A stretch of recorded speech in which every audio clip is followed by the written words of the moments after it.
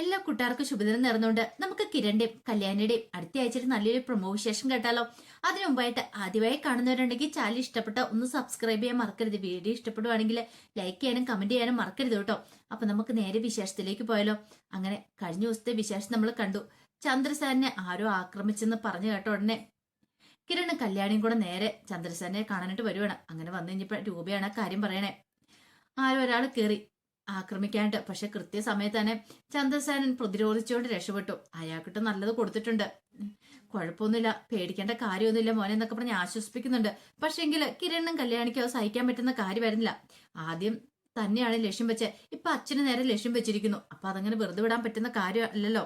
ഒരു കാര്യം ചെയ്യാം, CCTV നോക്കട്ടെ എന്ന് പറഞ്ഞിട്ട് അവരങ്ങോട്ട് കയറി ചെല്ലുവാണ്. അങ്ങനെ അവര് CCTV ദൃശ്യങ്ങൾ നോക്കി കഴിയുമ്പത്തേനും മുഖമൊക്കെ മറച്ചൊരാള് മതിലിയാടി കടന്നു വരുന്ന കണ്ടു. ഇതാരായിരിക്കും പോലും. വിക്രം ആണോന്ന് സൂക്ഷിച്ചു നോക്കുകയാണ്. സൂം ചെയ്ത് നോക്കി, പക്ഷെ വിക്രം അല്ല, വേറെ ആരോ ഒരാളാണ്. ഇത് കണ്ടു കഴിഞ്ഞപ്പോ കല്യാണി പറഞ്ഞു, കിരണേട്ടാ ഇത് ആ ജെറിയുടെ ഒരു ഷേപ്പ് പോലെ ഇല്ലേന്ന് ചോദിക്കണ.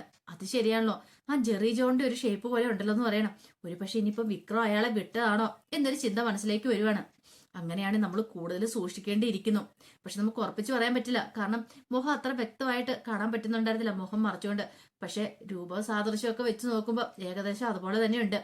പിന്നീട് അവർ താഴേക്ക് ഇറങ്ങി വന്നു കഴിഞ്ഞപ്പോ രൂപ വെച്ചു, എന്തായി അയാൾ അക്രമിയെ കണ്ടു വല്ലതും മനസ്സിലായെന്ന് ചോദിക്കാം. വ്യക്തമായിട്ടൊന്നും മനസ്സിലായില്ല അമ്മയെന്ന് പറയാണ്. സാരമില്ല, അവൻ ഇനി വരും, ഇനി വരുവാണ്, അവനെ ഞാൻ വെറുതെ വിടാൻ പോകുന്നില്ലെന്നൊക്കെ ചന്ദ്രസേനൻ പറയാണ്. വേണ്ടച്ചാ, അച്ഛൻ തൽക്കാലത്തേക്ക് ഒന്നിനും പോകണ്ടെന്ന് പറയാണ്. അത് കേട്ട രൂപ പറഞ്ഞു, മോനെ നിങ്ങൾ സൂക്ഷിക്കണം, ഞങ്ങളുടെ കാര്യത്തിലല്ല, എനിക്ക് നിങ്ങളുടെ കാര്യത്തിൽ ഏറ്റവും ടെൻഷൻ എന്ന് പറയാം. കല്യാണി പറഞ്ഞു, ആ കാര്യം ഓർത്ത് പേടിക്കണ്ട, കിരണേട്ടനെ ഒന്നും ചെയ്യാനായിട്ട് ആർക്കും പറ്റില്ല. കാരണം കിരണേട്ടൻ ഇപ്പൊ എഴുന്നേറ്റ് നടക്കുന്നുണ്ടെന്ന് ആ കാര്യം ആർക്കും അറിയത്തില്ലോ. ഇനിയിപ്പൊ ആക്രമിക്കാൻ വരുന്നവരും വിചാരിക്കുന്നുണ്ടാവുക കിരണേട്ടൻ വയ്യാതെ കിടക്കുമല്ലേ. അപ്പൊ കിരണേട്ടനെ ഇനി ഒതുക്കാൻ ശ്രമിച്ചാലും അത് നടക്കാൻ പോകുന്ന കാര്യമില്ല. മിക്കവാറും ഇത് ചെയ്യിച്ച് ആ രാഹുലും അല്ലെങ്കിൽ വിക്രം ആരെങ്കിലും ഒക്കെ ചേർന്നിട്ടായിരിക്കും എന്ന് പറയാണ്. രൂപ പറഞ്ഞു, അങ്ങനെയാണെങ്കിൽ ഇത് വെറുതെ വിടാൻ പോകുന്നില്ല, എനിക്ക് അയാളെ ഒന്ന് കാണണം, ആ രാഹുൽ എന്ന് പറയുന്നവനെ കാണണമെന്ന് പറയാണ്. ഇത് കേട്ടപ്പോ കല്യാണി പറഞ്ഞു, അങ്ങനെയാണെങ്കിൽ അമ്മ തന്നെ പോണ്ട, ഞാനും കൂടെ വരാന്ന് പറയാണ്. അങ്ങനെ രൂപയും കല്യാണിയും കൂടെ നേരെ രാഹുലിനെ കാണാനായിട്ട് ചെല്ലുവാണ്. അങ്ങനെ ചെന്ന് കഴിഞ്ഞപ്പോഴത്തേനും ശാരി അങ്ങോട്ടേക്ക് ഇറങ്ങി വന്നു. ശാരി വന്നിട്ട് ചോദിച്ചു, അല്ല രൂപ നീയോ? വരാതിരിക്കാൻ പറ്റില്ലോ, അതുപോലത്തെ കാര്യങ്ങളൊക്കെ എല്ലാം നടന്നുകൊണ്ടിരിക്കണം എന്ന് പറയാം. അല്ല രൂപ എന്ത് പറ്റിയെന്ന് ചോദിക്കാം. എന്ത് പറ്റിയെന്നോ?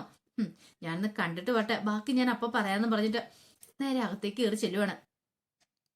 അകത്തേക്ക് കയറി ചെന്നപ്പോഴത്തേനും രാഹുൽ ഇങ്ങനെ കിടക്കുന്നു കണ്ടു. രൂപയെ കണ്ടത് പറഞ്ഞു, ഇപ്പൊ നിനക്ക് സന്തോഷമായി കാണില്ലല്ലേന്ന് ചോദിക്കുകയാണ്. ഇത് കേട്ട രൂപ പറഞ്ഞു, നാണമുണ്ടോ നിങ്ങൾക്ക്?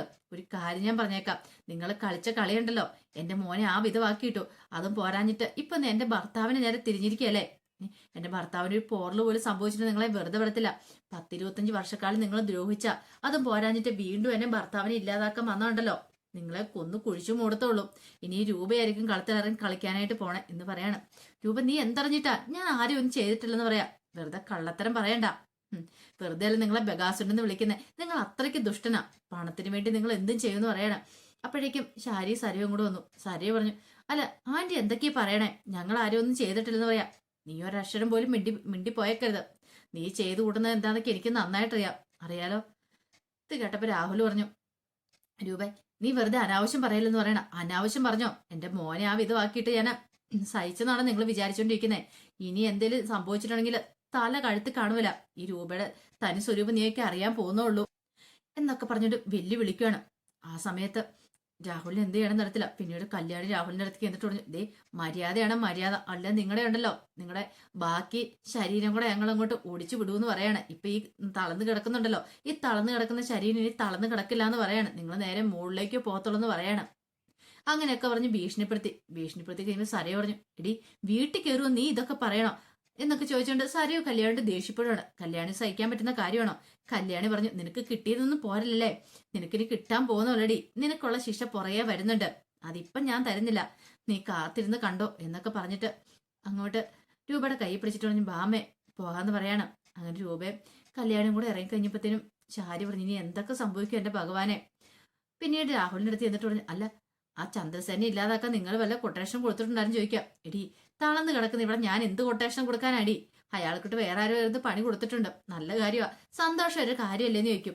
പക്ഷെ ഒരു കാര്യമുണ്ട്, നിങ്ങളൊരു കാര്യം വിചാരിക്കണം, പ്രബലനാണ് അയാള് പെട്ടെന്നൊന്നും താഴെ വീഴുന്നവനല്ല ചന്ദ്രസേന. അയാൾക്കിട്ട് ഒരു അടി കിട്ടിയിട്ടുണ്ടെങ്കിൽ അയാൾ 9 തിരിച്ചു കൊടുക്കുന്ന സ്വഭാവമാ. ഇനി അങ്ങനെ തന്നെ ആയിരിക്കും നടക്കാനും പോകുന്നത്. പിന്നെ ആ കിരൺ അങ്ങനെ ഒതുങ്ങി കിടക്കുന്നതുകൊണ്ട് മാത്രം ഒരു സമാധാനമുള്ളൂ. പക്ഷെ എത്ര കാലത്തേക്കൊന്നും പറയാൻ പറ്റില്ല. സൂക്ഷിച്ചില്ലേ കണ്ടു. എന്റെ ദൈവമേ, ഏത് സമയത്താണോ എന്തോ എന്നൊക്കെ പറഞ്ഞിട്ട് ശാരി അങ്ങോട്ടേക്ക് പോവാണ്. ഈ സമയത്ത് സരയും മനോഹറിന്റെ മുറിയിലേക്ക് എന്നു. മനോഹറിന്റെ മുറിയിൽ എന്നിട്ട് പറഞ്ഞു, മനുവേട്ടാ നമുക്ക് എത്രയും പെട്ടെന്ന് തന്നെ അമേരിക്കക്ക് പോകണമെന്ന് പറയണം. ഇത് കേട്ട മനോഹർ പറഞ്ഞു, ഇതെന്താ മോളെ പെട്ടെന്ന് ഇങ്ങനെ തോന്നല്? ഓ, മടുത്തു. ഇപ്പൊ ആ കല്യാണി എന്ന് പറയുന്നവള് വന്നിട്ടുണ്ടായിരുന്നു. അവള് വെല്ലുവിളിക്കാൻ വേണ്ടി വന്നാ. അവളുടെ അമ്മായിച്ച നല്ല തട്ടുകേട് കിട്ടിയിട്ടുണ്ടെന്ന് പറയണം. എവിടെ നിന്നല്ല നല്ല രീതി കിട്ടി. അപ്പൊ അതിന്റെ വാശി തീർക്കാൻ വേണ്ടി വന്നാന്ന് പറയണം. എന്നിട്ട് എന്തേലും പറഞ്ഞോ? അവള് കുറച്ച് വെല്ലുവിളിയൊക്കെ നടത്തിയിട്ട് പോയി. എനിക്കിവിടെ നിൽക്കാൻ പോലും തോന്നില്ല മനുവേട്ട. അതാ പറഞ്ഞ എത്രയും പെട്ടെന്ന് തന്നെ ഇവിടുന്ന് പോണോന്ന്. ഇത് കേട്ട് കഴിഞ്ഞപ്പോഴത്തേനും ഒരു നിമിഷം ആലോചിച്ചിട്ട് മനോഹർ പോകാൻ പോളൂ. ഞാൻ പറഞ്ഞല്ലോ കുറച്ച് ബിസിനസ്സും കാര്യങ്ങളൊക്കെ നടക്കാനുണ്ട്. ആ ബിസിനസ് നടത്താൻ നമ്മളങ്ങോട്ട് പോയിട്ടുണ്ടേ ശരിയാവോ? കോടികളുടെ ബിസിനസ്സാ നടക്കണേ. ശരി മനുവേട്ട, ഇതൊക്കെ ഓർത്ത് കഴിയുമ്പോഴത്തേനും എനിക്ക് എന്ത് ചെയ്യണമെന്ന് അറിയത്തില്ല. അതുകൊണ്ട് വന്ന് പറഞ്ഞു പോന്ന എത്രയും പെട്ടെന്ന് പോകാനുള്ള കാര്യങ്ങളൊക്കെ നോക്കണമെന്ന് പറയാം. അതൊക്കെ ഓളത്ത് മോളും വിഷമിക്കണ്ട, മോള് ധൈര്യമായിട്ടിരിക്കാനൊക്കെ പറഞ്ഞിട്ട് സരേനെ ആശ്വസിപ്പിക്കുകയാണ്. പിന്നീട് കല്യാണിയെ കാർത്തയെ വിളിക്കുകയാണ്.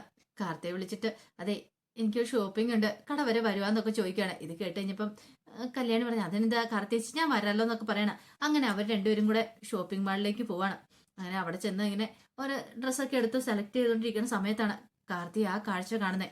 അങ്ങോട്ടേക്ക് ഗംഗാപ്രസാദ് വരുന്നത് അപ്രതീക്ഷിതമായിട്ടുള്ള വരവായിരുന്നു.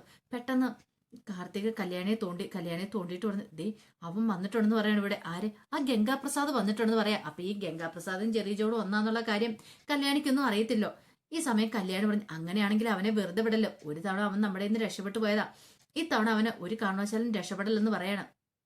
പിന്നീട് എന്ത് ചെയ്യണം, അവർ രണ്ടുപേരും കൂടെ പതുക്കെ അങ്ങോട്ട് നീങ്ങുവാണ്. ആ സമയം കല്യാണിയും കാർത്തിക അവിടെ ഉണ്ടെന്ന് ജെറി അറിഞ്ഞു. അതറിഞ്ഞ സമയം നിമിഷം തന്നെ അവന്റെ കാര്യം തീരുമാനിച്ചു. എങ്ങനെയെങ്കിലും ഇവിടെ നിന്ന് എസ്കേപ്പ് ആയാൽ മതിയുള്ളൂ. അതിന് വേണ്ടിയിട്ട് അവൻ പെട്ടെന്ന് ഒരു തൊപ്പിയും മാസ്കും ഒക്കെ എടുത്തു വെച്ചു.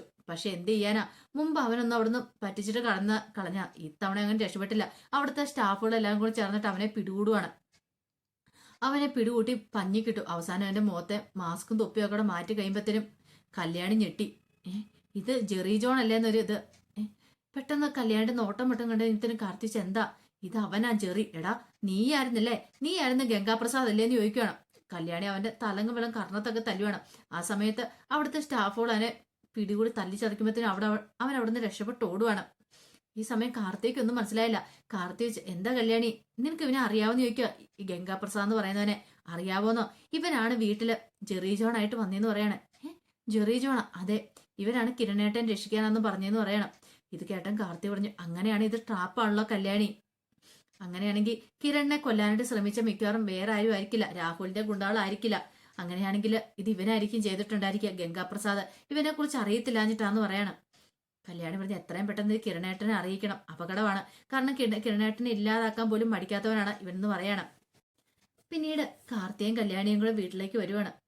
അതിനുശേഷമാണ് കിരണിനോട് ആ കാര്യങ്ങളൊക്കെ പറയുന്നത്. ഈ പറയുന്ന ഗംഗാപ്രസാദ് ആരാന്നറിയാവോ? അവനാണ് നമ്മുടെ ഇവിടെ വന്നോണ്ടിരിക്കുന്ന ജെറി ജോൺ എന്ന് പറയണേ. സത്യമാണോ കല്യാണി നീ പറയണെന്ന് നിൽക്കും. അതെ, ഇന്നാണ് അവന്റെ മുഖംമൂടി ഞങ്ങൾ വലിച്ചു കയറിയെന്ന് പറയണം. അവനെ ഞങ്ങൾ ഷോപ്പിംഗ് മാളിൽ വെച്ച് കണ്ടു.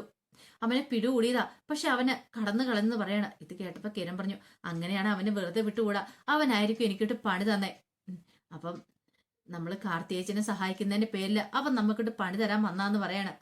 ഇത് കേട്ടതും കാർത്തി പറഞ്ഞ്, സൂക്ഷിക്കണം, അവനെ കുറിച്ച് അറിയത്തില്ലാഞ്ഞിട്ടാ. അവൻ ഇത്രയൊക്കെ പണി തന്നിട്ടുണ്ടെങ്കിൽ അവൻ ഇനിയും വരുമെന്ന് പറയണം. ഒരു പക്ഷെ കിരൺ വീണ് കിടക്കുമെന്ന് അറിയുമല്ലോ. കിരൺ എന്തെങ്കിലും സംഭവിച്ചിട്ടുണ്ടെങ്കിൽ കല്യാണിക്ക് സഹിക്കൂലെന്ന് അറിയാം. അപ്പൊ അതിന് വേണ്ടിയിട്ട് അവൻ ഇനിയും വരും, എല്ലാരും നശിപ്പിക്കാനായിട്ട് അവൻ എത്തുമെന്ന് പറയണം. കിരൺ പറഞ്ഞ, അവൻ വരട്ടെ, അവന്റെ വരവിന് വേണ്ടി ഇനി ഞാൻ കാത്തിരിക്കുന്നേ.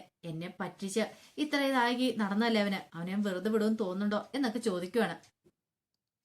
ആ സമയത്ത് ഗംഗാപ്രസാദ് നേരെ വിക്രത്തിനെ കാണാണ്ട് ചെല്ലുവാണ്. വിക്രത്തിനെ കണ്ട കാര്യങ്ങളൊക്കെ പറയണം. ആ കല്യാണി എന്നെ തിരിച്ചറിഞ്ഞിട്ടുണ്ട്, ഞാൻ ഗംഗാപ്രസാദ് എന്നുള്ള സത്യം അവൾ തിരിച്ചറിഞ്ഞെന്ന് പറയണേ. ഇത് കേട്ടൻ വിക്രം പറഞ്ഞു, എന്നാ സൂക്ഷിക്കണം, അവൾ ആളൊരു കില്ലാടിയാണ്, എന്ത് ചെയ്യാൻ മടിക്കാത്തവളാണ്. കിരണോ തളർന്നു കിടക്കുന്നുള്ളൂ. പക്ഷെ ആ ചന്ദ്രസേനും കല്യാണിക്കൊന്നും ഒരു കുഴപ്പമില്ല.